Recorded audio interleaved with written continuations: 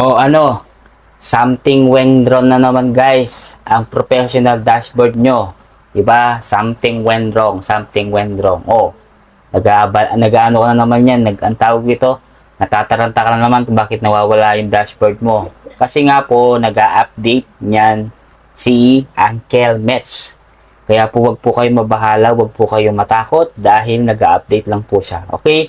Hintayin nyo lang po siya mga ilang minuto, ilang segundo, ilang oras, ilang araw lang. Okay? Pero feeling ko hindi naman matatagal na 10 araw yan o isang araw. Mamaya yan, maayos din yan. Kasi inayos ni Meta yan sigurado. Kasi lalo na sigurado mag-update yan. Siguro yung sinasabi niya lang about sa mga bonus na yan, di ba? Sa ads on reel. Kaso problema, hindi ako monetize dyan. Kaya swerte yung mga monetize talaga dyan. Oh, di ba?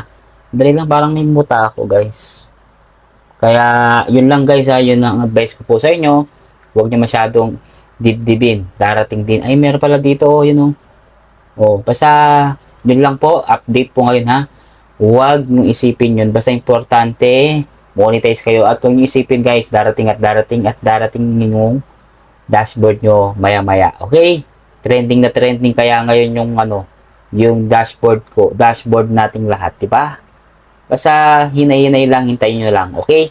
Yun lang po in-inform ko kayo na huwag masyadong mag-alala at huwag masyadong matakot at mangamba sa dashboard nyo. Ako din po, nawawala din dashboard ko. Wait nyo lang, okay?